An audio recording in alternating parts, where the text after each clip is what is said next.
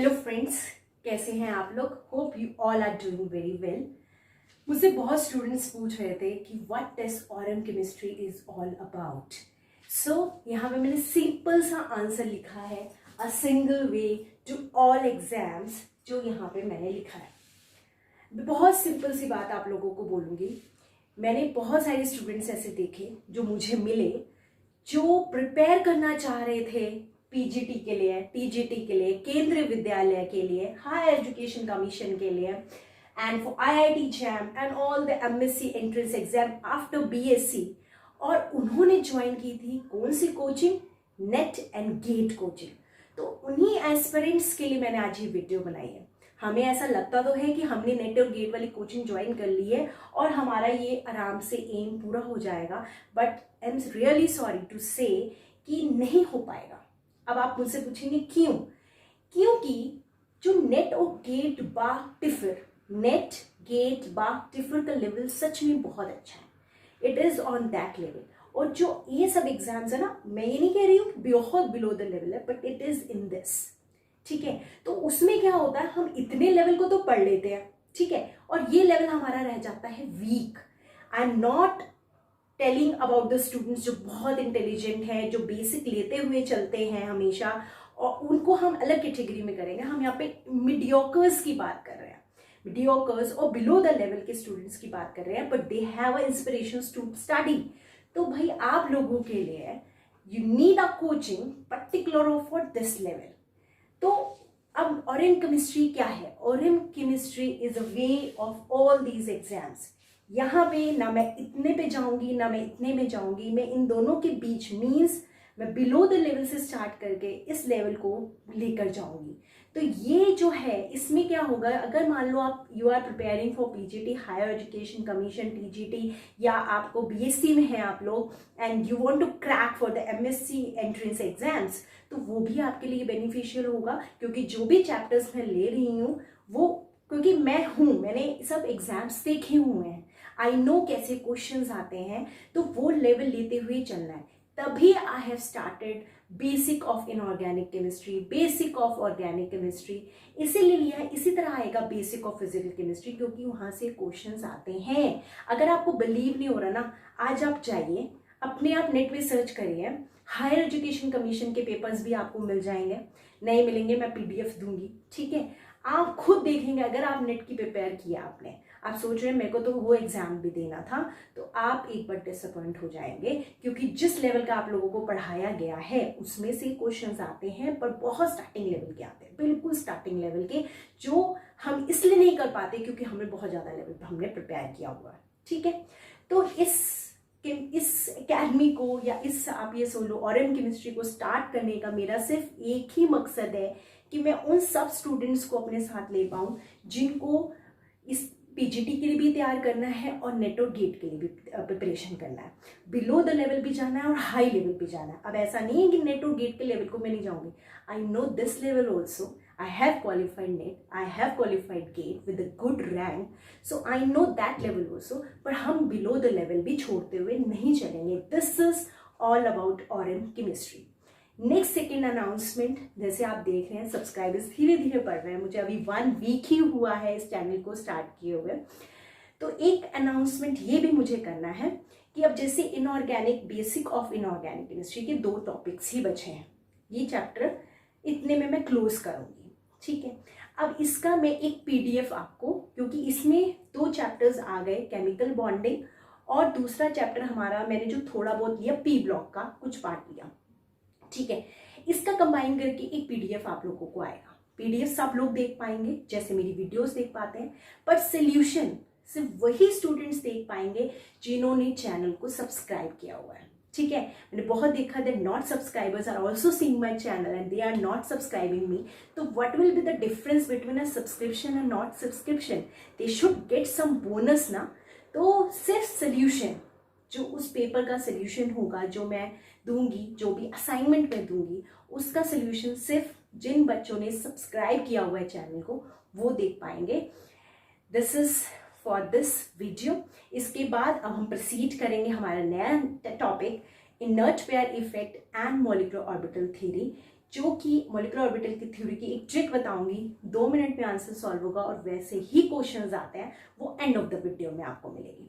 Thank you so okay. Hello friends, आज के हम टॉपिक पे बढ़ते हैं, that is inert pair effect, but in a very different way.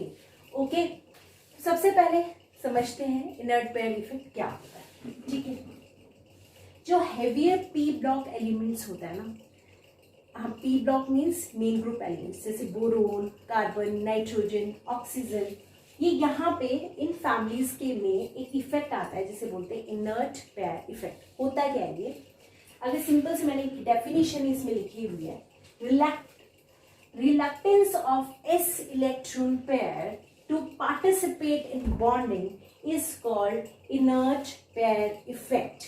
ठीक है, जो s इलेक्ट्रॉन पेयर है जब बॉन्डिंग में पार्टिसिपेट नहीं करेंगे वो हो जाएंगे इनर्ट, और वो बॉन्ड फॉर्मेशन नहीं करेंगे, उसे हम क्या बोल देंगे, inert pair effect. Because of this inert pair effect, this will lead to the formation of less stable or low oxidation state in a heavier elements। ठीक है, इस लाइन को बहुत आराम से समझते हैं। ठीक है, क्या है ये,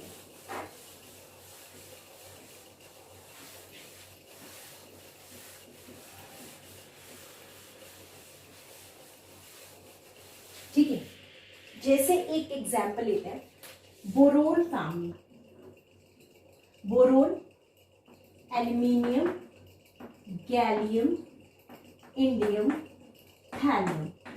ठीक है, आपको पता है पी ब्लॉक जो एलिमेंट्स होते हैं उसकी जो ऑक्सीडेशन स्टेट होती है, oxidation state is equal to, oxidation state is equal to maximum number of valence electrons.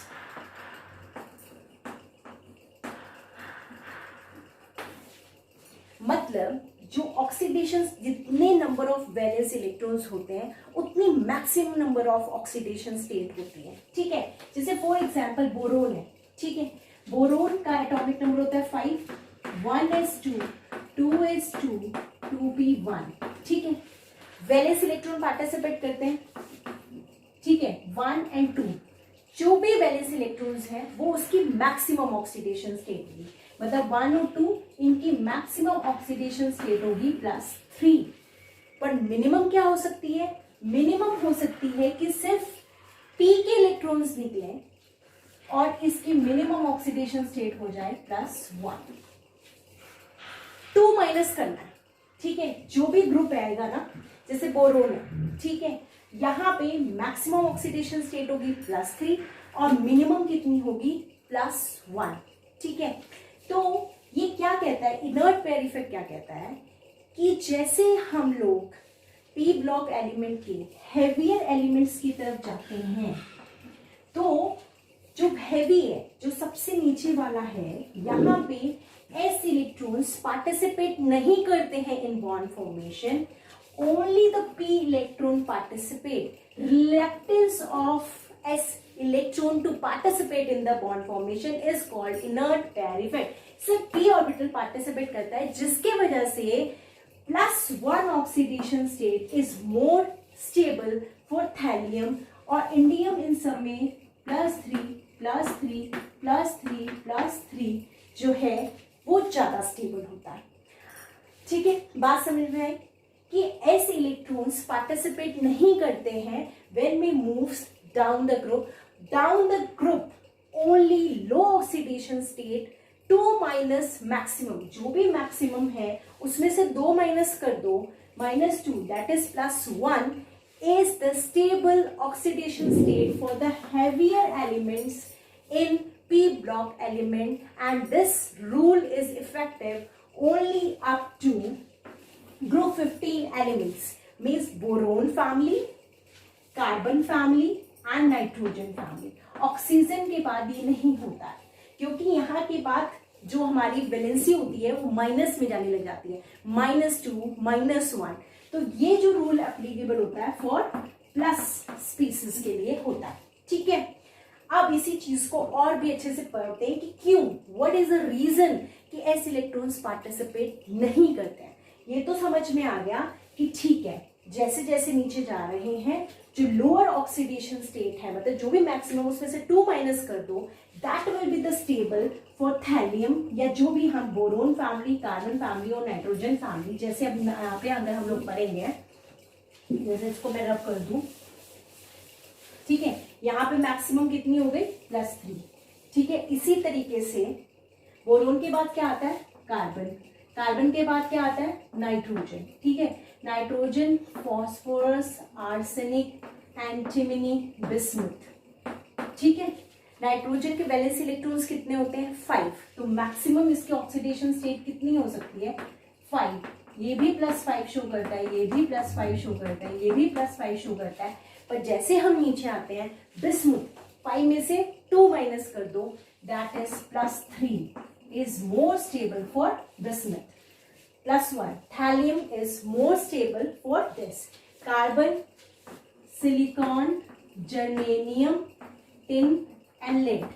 इसी तरीके से कार्बन के वैलेंस इलेक्ट्रॉन्स कितने 4, तो ये क्या शो करेगा मैक्सिमम +4 +4 +4 +4, पर लेड तक आते आते क्या हो जाता है +2, आपको 2 माइनस कर देना, ठीक है।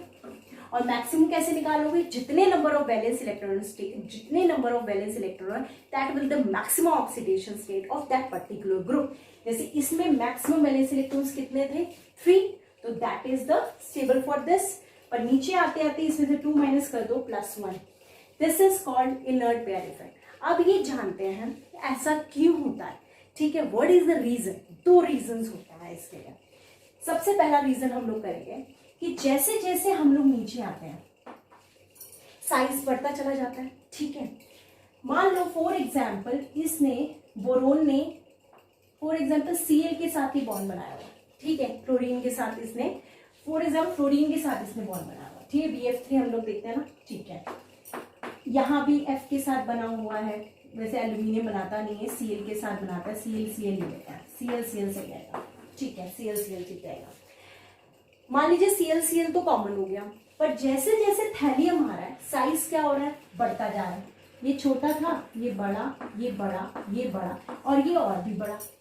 तो जैसे जैसे साइज बढ़ेगा ओवरलैपिंग कम होगी, ओवरलैपिंग कम होगी तो फिर क्या होगा बॉन्ड लेंथ बढ़ जाएगी, ऑब्वियस है ना, ओवरलैपिंग, ये इतना बड़ा आ गया, ये इतना सा है, तो इनके बीच में बॉन्ड लेंथ बढ़ती चली जा रही है। मतलब as we move down the group the size increases, as the size increases overlapping become less overlapping और उसकी वजह से bond length increases और bond length increase होगी bond strength decreases, तोड़ना आसान है उसको भी, एक छोटी लकड़ी है एक बड़ी लकड़ी, इसको तोड़ना आसान है बड़ी लकड़ी को ना। तो जैसे जैसे हम नीचे जा रहे हैं साइज इंक्रीजेस, ओवरलैपिंग डिक्रीजेस, क्या लिखोगे आप साइज इंक्रीजेस, ओवरलैपिंग डिक्रीजेस और bond length increases and bond strength decreases. तो होता क्या है, जैसे ये इसके साथ बॉन्ड बनाता है ना जैसे, और हमें पता है जब भी कोई भी बॉन्ड की फॉर्मेशन होती है एनर्जी रिलीज होती है, तो ऑब्वियस सी बात है अगर कोई स्ट्रॉन्ग बॉन्ड बन रहा है तो उसमें ज्यादा एनर्जी रिलीज होगी और जो वीक बॉन्ड बन रहा है उसमें कम एनर्जी रिलीज होगी। तो अब बोरोन का जैसे एग्जाम्पल लेंगे तो हमारा लास्ट के ऑर्बिटल्स लेंगे, जैसे हमने ये ले लिया, ठीक है, ये हो गया 2s, ये हो गया 2p, ठीक। हम हमेशा पढ़ते आ रहे हैं अपनी जूनियर क्लासेस से, एक इलेक्ट्रॉन प्रोमोट होके यहाँ चला जाता है, फिर बॉन्ड की फॉर्मेशन होती है, पर भाई ये इलेक्ट्रॉन यहाँ से यहाँ मूव कर रहा है, it requires some energy, it requires some excitation of energy.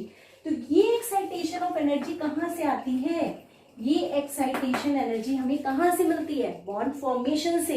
जितना स्ट्रॉन्ग बॉन्ड होगा उतनी ज्यादा एक्साइटेशन एनर्जी होगी, और जितनी ज्यादा एक्साइटेशन एनर्जी होगी वो उतना ही इजिली मूव कर जाएगा। तो जैसे जैसे हम नीचे आते हैं, because the bond length decreases, bond strength is very weak, तो जो बॉन्ड फॉर्मेशन में एनर्जी रिलीज होती है वो बहुत कम होती है to excite this S electron to move to p orbital, और ये मूव नहीं कर पाता है, और जिस वजह से it remains inert and this effect is called inert pair effect. ठीक है, तो ये है हमारी कहानी. ये तो हो गया पहला रीजन. अब सेकंड रीजन समझते हैं. सेकंड रीजन हम बताते हैं कि जैसे जैसे हम नीचे जाते हैं, थैलियम, लेड और बिस्मुथ के केस में एफ ऑर्बिटल्स इन्वॉल्व हो जाती है. कौन सी ऑर्बिटल इन्वॉल्व हो जाती है? एफ ऑर्बिटल्स भी आ जाती है. और हमें पता है एफ ऑर्बिटल्स जो होती हैं उनकी स्क्रीनिंग इफेक्ट बहुत कम होता है, वो स्क्रीन कम कर पाती है. Screening effect of F orbital is very less और वेरी पुअर स्क्रीनिंग इफेक्ट. और एस ऑर्बिटल का शील्डिंग इफेक्ट बहुत अच्छा है. ठीक है, जैसे ये मान लो फॉर एग्जांपल न्यूक्लियस है, यहाँ एस है, यहाँ पी है, यहाँ डी है, यहाँ एफ है. तो एफ का जो स्क्रीनिंग इफेक्ट है वो स्क्रीन नहीं कर पाएगी. तो जो एस ऑर्बिटल यहाँ पे प्रेजेंट है इसका, है ना, मान लो 5s है या 6s है, जो भी है, वो ये जो प्रेजेंट है एफ उसको स्क्रीन कर नहीं पाएगा. तो ये जो एस इलेक्ट्रॉन्स हैं, क्योंकि उसकी शील्डिंग इफेक्ट बहुत अच्छा है एस का, वो अंदर खिसता हुआ चला जाएगा. और ये जितना अंदर की तरफ अट्रैक्ट हो जाएगा तो उसके इलेक्ट्रॉन्स को निकालना उतना ही ज्यादा मुश्किल हो जाएगा. So because of this they become inert to form a bond. क्या बोलेंगे हम कि as we move down the group, in case of thallium, in case of lead, in case of bismuth, the f orbitals get involved, and if the f orbitals get involved, it has a very poor screening effect. And because of the poor screening effect, they are not able to screen the s electrons, and s electron has a good shielding effect. वो अंदर की तरफ खिंचती हुई चली जाती है, and as it moves inside deep in the nucleus, ये जितना ज्यादा अंदर चली जाएगी, become inert to form a bond. So this is called inert pair effect. ठीक है, अब इसी के ऊपर हम लोग अब क्वेश्चंस करते हैं. क्या क्या क्वेश्चंस हैं?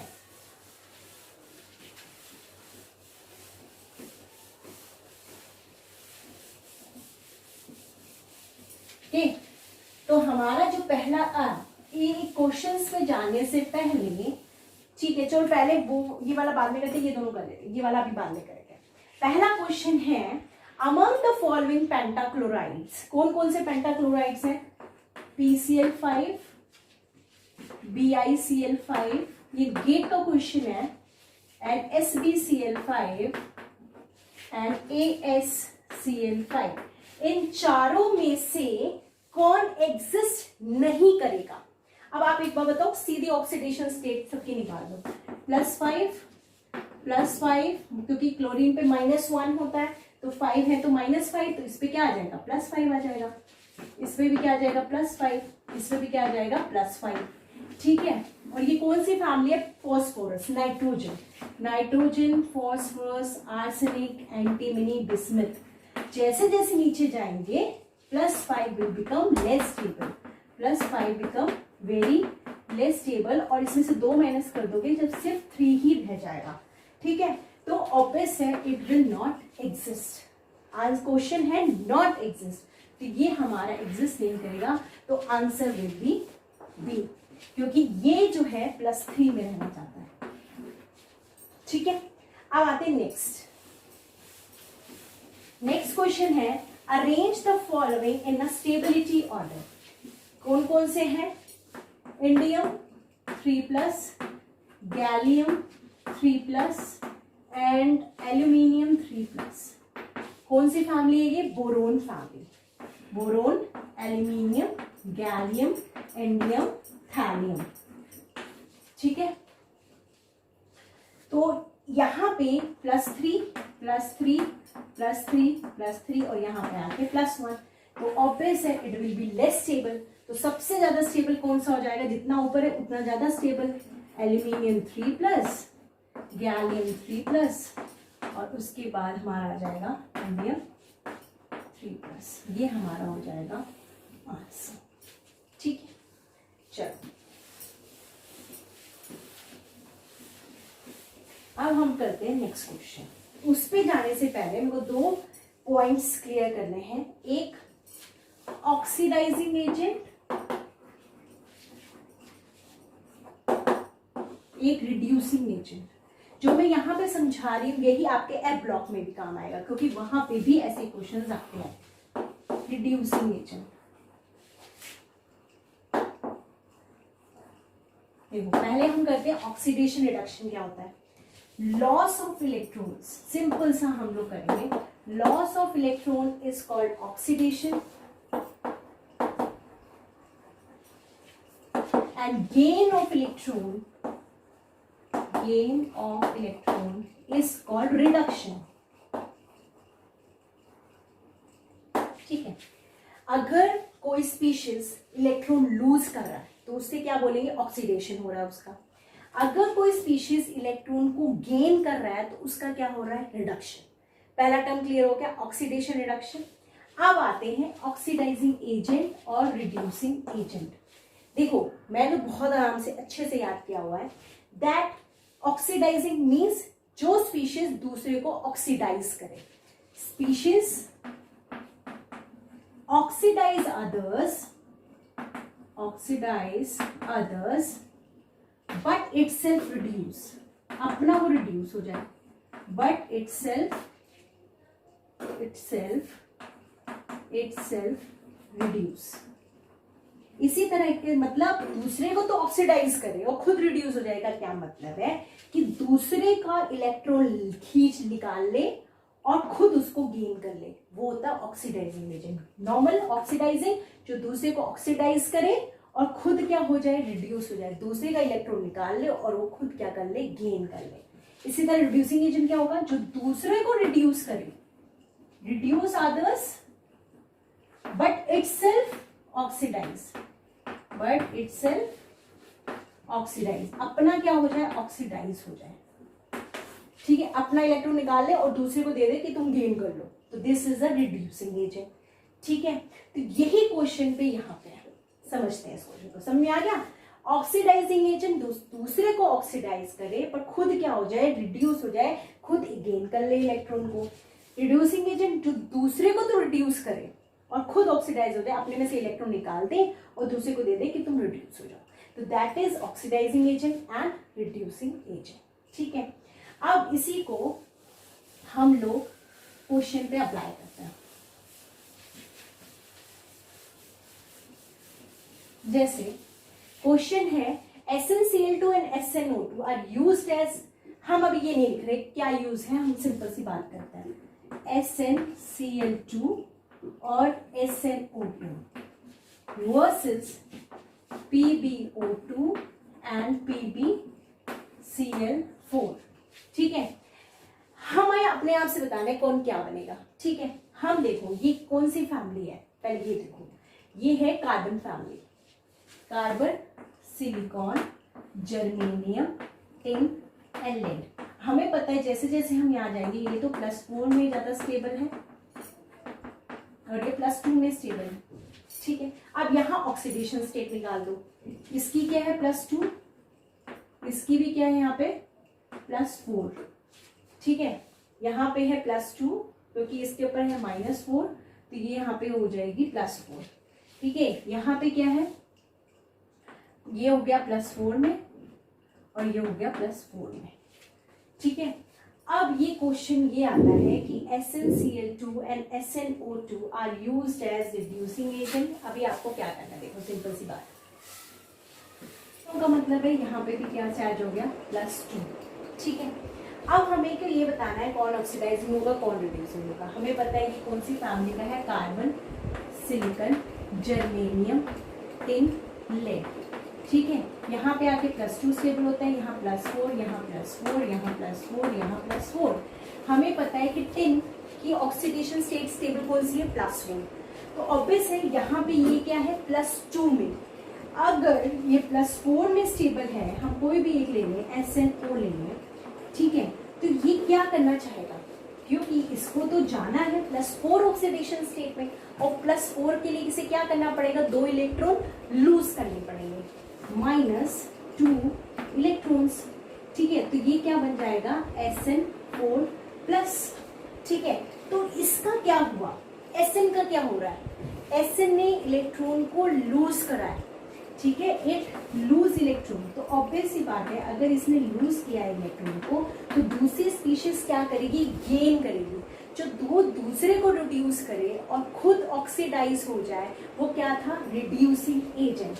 यही हमारे यहाँ पे लिखा हुआ है, फिर से ध्यान से सुन लो। ये एक्ट करेगा एज रिड्यूसिंग एजेंट। फिर से सुन लो, SNO है, ठीक है। अब हमने ये देखा +2 ऑक्सीडेशन स्टेट है, हमें पता है इसकी स्टेबल ऑक्सीडेशन स्टेट क्या है, +4। इसकी स्टेबल ऑक्सीडेशन स्टेट क्या है, +4। तो ये क्या करेगा, 2 इलेक्ट्रॉन लूज कर देगा और क्या बना देगा, SN4+। क्या बना देगा, SN4+। अब इसने खुद तो इलेक्ट्रॉन लूज किए हैं और ये इलेक्ट्रॉन कोई ना कोई तो गेन करेगा ना। तो अगर किसी ने गेन किया, मतलब उसका क्या हो गया, रिडक्शन, और इसका खुद का क्या हो रहा है, ऑक्सीडेशन। जो दूसरे को रिड्यूस कराए, खुद का ऑक्सीडाइज हो जाए, उसे हमने क्या बोला था अभी, reducing agent. So SNO, SnCl2 act as a reducing agent. Why, अब इसमें दिखता है, हमें पता है कि लेड की जो स्टेबल ऑक्सीडेशन स्टेट है, PbCl4 की स्टेबल ऑक्सीडेशन स्टेट है Pb2+। अब ये कैसे होगा, अब ये +4 है, जब ये 2 इलेक्ट्रॉन को गेन करेगा, ये 2 इलेक्ट्रॉन्स को क्या कर लेगा, गेन करेगा, तभी तो 2+ में जाएगा। और जब ये इलेक्ट्रॉन को गेन कर रहा है, मतलब इसका क्या हो रहा है, रिडक्शन। ऑब्वियस है, किसी से इसने 2 इलेक्ट्रॉन लिए होंगे तभी तो ये ले पा रहा है। तो जब इसे किसी स्पीसीज से 2 इलेक्ट्रॉन लिए, मतलब उसको तो इसने ऑक्सीडाइज कर दिया और अपना क्या हो गया, रिड्यूस हो गया। तो मतलब ये कौन सा, और जो दूसरे को ऑक्सीडाइज करे और खुद रिड्यूस हो, वो क्या होते हैं, oxidising agent. Oxidising agent. So this is the answer, this is the answer. कि अब क्वेश्चन कैसे आ जाते हैं, क्वेश्चन ऐसे आ जाते हैं कि PbO2 एक्ट एज, तो आपको बताना पड़ेगा it act as a oxidising agent. जो दूसरे को ऑक्सीडाइज करे, क्यों रिड्यूस हो, क्योंकि +4 इज नॉट स्टेबल। या क्वेश्चन आ जाता है कि इनमें से कौन सी स्टेबल स्पीसीज है। अब देखो ये तो अनस्टेबल है ना, ये तो फिर ये भी अनस्टेबल है बिकॉज इट बॉन्ड्स अ 4+, है ना। तो इस तरीके के क्वेश्चंस आते हैं इनर्ट पेयर इफेक्ट्स, ठीक है। So class, this is for this class. Thank you so much. Next class में मिलता है।